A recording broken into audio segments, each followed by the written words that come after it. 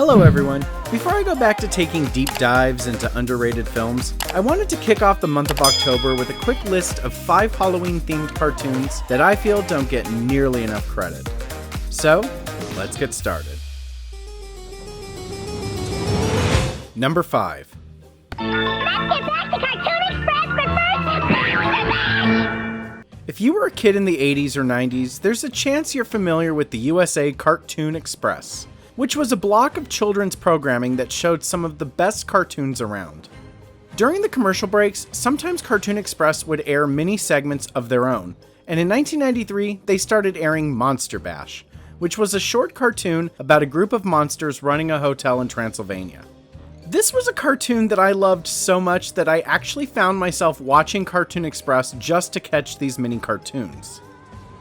To this day, I find it very surprising that it was never advanced into a full-length series.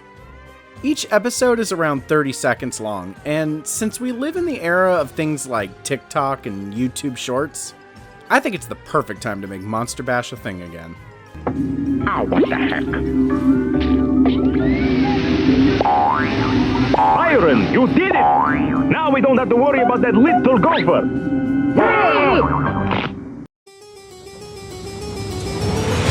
Number 4. Who's been cutting up me pumpkin shell? The Christmas season has an iconic snowman character, and it's very surprising that the Halloween season doesn't have a similar character. So I think that was the attempt with the 1972 cartoon Jack-O-Lantern. The story is about 2 kids living on a farm where the crops won't grow.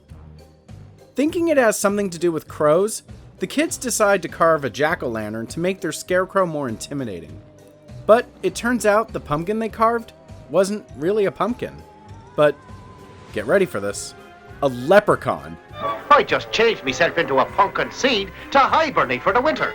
And a fine rest I was having, till you've come hacking away at me boudoir with your carving knife.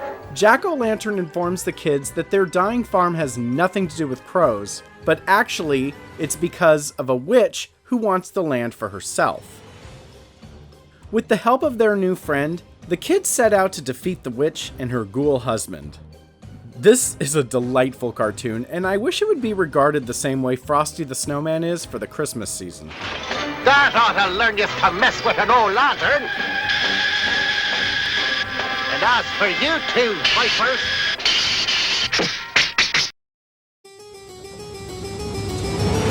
Number 3. Ta-da! A fairy godmother! Fairy Godmother, my foot! That's a wicked witch! So okay, I ain't the Avon lady. Witch's Night Out is a Halloween special that until recently I had never even heard of. And oh boy am I glad I discovered it. This is about a lonely and depressed witch who feels she no longer has value in the world today. When she hears the cries of 2 children who are upset that their costumes were not scary, she turns the kids and their babysitter into monsters. After scaring a party full of adults, the witch is trampled and her wand gets misplaced, leaving the kids and their babysitter stuck as monsters. This is a sequel to the 1974 Christmas special, The Gift of Winter, and with truly unique animation and voices like Gilda Radner and Catherine O'Hara, this is one of the best Halloween specials I've ever seen. If you're stuck inside and you can't get out, but you feel like being free, grab a witch and make a switch and see what you can be. That's Halloween, witch magic Halloween. Halloween, witch magic Halloween. It's honestly so cute and sincere that I'm tempted to make it number 1. And the only thing that's stopping me is, frankly, I just discovered it exists. And you know, with a list like this, you need some nostalgia points. Which leads me to... Number 2. May I help you, sir? I'd like a room without a bath for my friend, Mummy, and a bath without a room for the creature. What about you, sir? For me, a kennel. Oh! At a young age, my grandfather introduced me to the Universal Monster series. So as a kid, I was obsessed with anything related to them. So you could imagine how excited I was to find out there's actually a cartoon where they all get together. The 1972 cartoon Mad, Mad, Mad Monsters is about the wedding of Dr. Frankenstein's two creations. The wedding is held at a lavish hotel where all the monsters show up as guests. I do feel I need to mention that this is a pseudo prequel to a stop motion special that came out a few years earlier. Mad Monster Party is better remembered and is arguably the better of the two, especially since Dr. Frankenstein is voiced by Boris Karloff. I also wish to tell you that I am resigning as your leader. And tomorrow night, I shall name my successor and turn over all my secrets, including my latest, to him. But I don't know, there's just something about this one. I think you can get away with more zaniness with cell animation compared to stop motion. Plus, Mad Monster Party takes place in an isolated castle, where Mad Mad Mad Monsters takes place in a crowded hotel. And there's nothing I love more than monsters coexisting with humans. There's this ongoing joke throughout the cartoon where the hotel manager is having a nervous breakdown with all the monsters being there, while the bellboy is just fanboying out. The mummy, the creature, oh boy, those old stars still got that magic. This was one of my favorite things to watch growing up, and I rented it so many times it probably would have made more sense just to buy it. Regardless, Mad Mad Mad Monsters is still one of my all-time favorite things to watch during the Halloween season.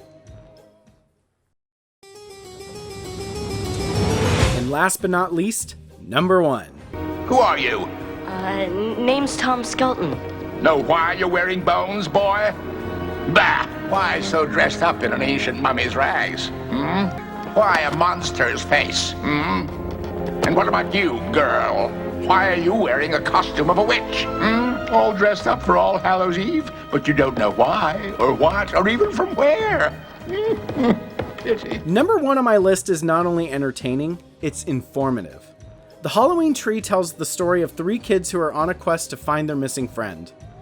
With the help of a man named Mr. Moundshroud, voiced by Leonard Nimoy, the kids travel through time and in the process learn all about the history of Halloween, including witches and mummies.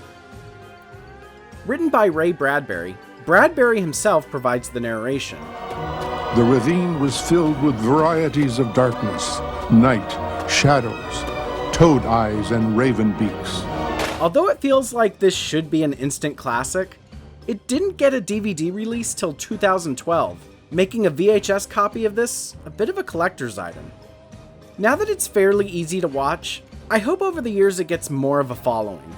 Watching this made me very nostalgic for my childhood and my love of Halloween, and I'm sure I'm not alone with this. So there you have it. A lot of these were really hard to find back in the day, but most of them have been re-released in one way or another, and are now readily available. Fair warning, some of these cartoons are pretty old, which means not every joke ages like fine wine.